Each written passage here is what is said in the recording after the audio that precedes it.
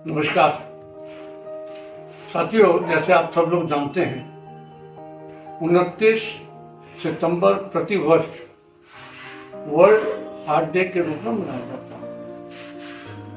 इसकी जरूरत इसलिए पड़ी कि पिछले कई सालों से देखने में आ रहा था कि हार्ट की बीमारियों से बहुत लोग ग्रस्त हो रहे हैं और लोग मर भी रहे हैं। तो इसलिए पूरे के पूरे जो समुदाय डॉक्टरों का बैठा तो उन्होंने कहा कि एक दिन कम से कम हम लोगों को जागृत करने के लिए, लोगों को इस इतनी बड़ी बीमारी से बचाव का तरीका बताने के लिए ये आज का दिन हमने उपयुक्त रखा। 29 सितंबर को पूरे देश के अंदर और पूरे विश्व के अंदर मेडिकल कॉलेजेस के अंदर, कम्युनिटी के अंदर, हॉस्पिटल्स के अंदर ऐसे प्रोग्राम किए जाते हैं जिससे कि लोगों को बता सके कि हार्ट आपका कितना ध्यान रखता है। जन्म से लेकर मरण तक एक यही अंग है जो बीट करता रहता है, 24 घंटे आपको जीवन देता रहता है, पर हम उसका ध्यान नहीं रखते। पिछले कई दशकों के अंदर ये देखा गया कि जो ये पहले इन्फेक्टिव डिजीज होती थी, जैसे निमोनिया हुए, कॉलरा हुआ, गैस्ट्रोएंटेराइटिस हुए और बाकी इन्फेक्शन जो होते थे वो बहुत बड़े किलर होते। लेकिन धीरे धीरे जैसे एंटीबायोटिक्स आए, उनके ऊपर कंट्रोल होना शुरू हुआ, वैसे वैसे जितने ये एनसीडी, नॉन कम्युनिकेबल डिजीजेस या बिना इन्फेक्शन वाली बीमारियां हैं, उनका प्रकोप बढ़ता चला गया। और उस प्रकोप के अंदर शुगर है, हाई ब्लड प्रेशर है, ओबेसिटी है यानी मोटापा है, और इन सब की वजह से जैसे आपने देखा कि हार्ट की बीमारियां बहुत बढ़ती चली जाती। जैसे जैसे हमने हार्ट की बीमारियों की एडवांसमेंट करी, उनका इलाज देखा, वैसे वैसे और ज्यादा मरीज हार्ट से ग्रस्त होने लगे। तो ये पूरा का पूरा एक साइकिल चल रहा है। लोग मोटे होते हैं, स्कूल के अंदर बच्चे देखा जाता है कि जबरदस्त मॉर्बिड ओबेसिटी से ग्रस्त हैं। स्कूल के बच्चों के अंदर शुगर और ब्लड प्रेशर होने लग पड़ा, और यंग लोगों के अंदर हार्ट अटैक होने शुरू हो गए। तो इन सबको कैसे रोका जा सकता है? एक तो कुछ लोग कहते हैं कि मेरे परिवार के अंदर मोटापा है, मेरे परिवार के अंदर शुगर है, ब्लड प्रेशर है, तो वो जितना परिवार की सोचते हैं उतना अपनी लापरवाही शुरू कर देते हैं। यहाँ आज मैं आपसे 2-3-4 इश्यू पे बात करना चाहूंगा। सबसे पहला ये कि ये बात ठीक है कि ये सारी बीमारियां जेनेटिकली भी परिवार के हिसाब से चलती हैं, लेकिन उसके बावजूद इन बीमारियों को हम पोस्टपोन कर सकते हैं, इन बीमारियों को डिले कर सकते हैं या रोक भी सकते हैं। उसके दो तरीके जो बताए गए, एक तो let us go back to nature. हम जब जब नेचर से दूर होते हैं ये बीमारियां बढ़नी शुरू हो जाती। नेचर का मतलब हमें अपना खान पान ठीक करना पड़ेगा, सोने जागने का तरीका ठीक रखना पड़ेगा। जितना हम ज्यादा मीठा, ज्यादा तला वाला, ज्यादा फास्ट फूड खाएंगे, कोल्ड ड्रिंक ज्यादा पिएंगे, उतनी ये बीमारियां बढ़ेंगी। और दूसरा ये कि अगर हम सेडेंटरी हैबिट्स अपना बैठे रहेंगे सारा दिन, आईटी के लोग बैठे रहते हैं, कई दुकानदार के लोग बैठे रहते हैं, अगर हम वर्कआउट नहीं करेंगे, फिजिकल एक्टिविटी नहीं करेंगे, तो ये सारी बीमारियां ज्यादा होंगी।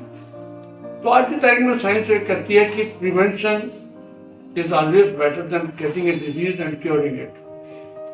तो प्रिवेंशन के लिए अपना खान पीन ठीक करें, तली वाली चीजें, कॉफी, मिर्चें, और उसके साथ साथ घी, तेल, चिकनाई और मीठे का परहेज करें। और उसके साथ एक नियम बनाएं, चाहे हम योगा करें, चाहे मॉर्निंग वॉक करें, चाहे एक्सरसाइज करें, अपने आप को फिट रखें।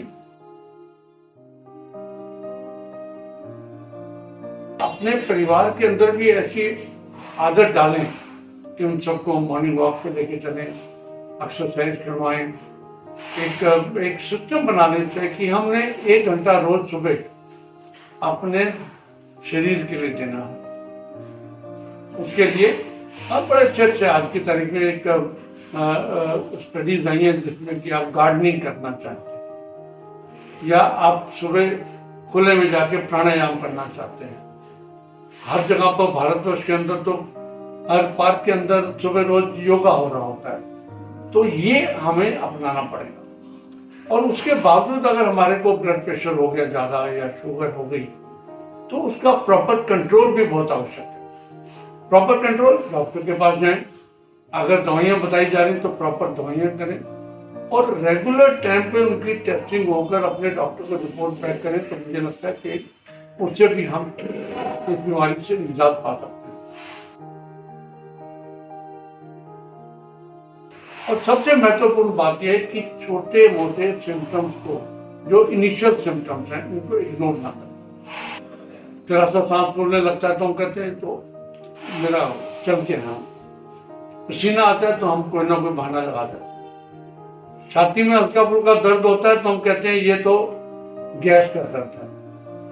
कृपया इन वार्निंग साइंस को इग्नोर ना करें, ये वार्निंग साइंस है। अगर आपको चलने में सांस फूल रहा है, सीढ़ियां चढ़ने में सांस फूल रहा है, आपको पसीने आ रहे हैं या आपको छाती में दर्द हो रहा है, तुरंत डॉक्टर के पास जाएं। और जैसे डॉक्टर की एडवाइस है, वो ईसीजी बताता है, ईएमटी बताता है, एंजियोग्राफी बताता है, तो इन सब चीजों को कराने से परहेज ना करें। क्योंकि अगर हम अपनी बीमारी को प्रोलॉन्ग करते रहते हैं, तो बीमारियां आपके अंदर घर कर जाती हैं और एकदम पता लगता है कि कई बार हार्ट अटैक के ऐसे मरीज भी देखे हैं मैंने, जिनको कुछ भी नहीं था और एकदम अटैक हुआ और डेथ हो गई। इसके अंदर सबसे एक और महत्वपूर्ण बात है स्मोकिंग। जो लोग सिगरेट पीते हैं उनके लिए हार्ट अटैक और ब्लड प्रेशर की बीमारी ज्यादा होती है। कैंसर के साथ साथ ये हार्ट अटैक का भी एक सबसे बड़ा कारण है। तो इसलिए जो लोग स्मोक करते हैं, मेरी उनको प्रार्थना है कि एकदम सिगरेट छोड़ दें। आज के दिन प्रण लें, क्योंकि वर्ल्ड हार्ट डे इसलिए कहा गया कि आज के दिन हम प्रण लें कि आज से हम सिगरेट नहीं पिएंगे, बीड़ी नहीं पिएंगे, तंबाकू का सेवन नहीं करेंगे और आज के दिन से ही अपने आप को हम नेचर के पास ले जाएंगे, वॉक करेंगे और खान पीन का ध्यान रखेंगे। तो मित्रों, ऐसे जो महत्वपूर्ण दिन हैं उनकी मनाने की सार्थकता और सफलता इसी में है कि बनाए हुए कुछ हमारे पूर्वजों के हिसाब से जो था कि हमें एक्सरसाइज करनी, वॉकिंग करनी, और हमें बहुत ज्यादा ये जो सफेद शुगर है ये नहीं खानी। तो जैसे जैसे हम इन चीजों का ध्यान रखेंगे, हम अपने आप को बीमारियों से बचा पाएंगे। तो आओ आज संकल्प लें कि हम अपने आप को बचाएंगे, अपनी कम्युनिटी को बचाएंगे, अपने देश को बचाएंगे, अपने सबसे बड़ी बात अपने परिवार को, खुद को बचाएंगे। हम इन सब चीजों का ध्यान रखेंगे और निरोगी रहेंगे, तभी हम लंबी उम्र की कामना कर सकते हैं। बहुत बहुत धन्यवाद सुनने के लिए। इसको आप YouTube पर भी देख सकते हैं, हमारे मोगा मेडिकल सेंटर के चैनल्स के ऊपर सब्सक्राइब कर सकते हैं। बहुत बहुत धन्यवाद, नमस्कार।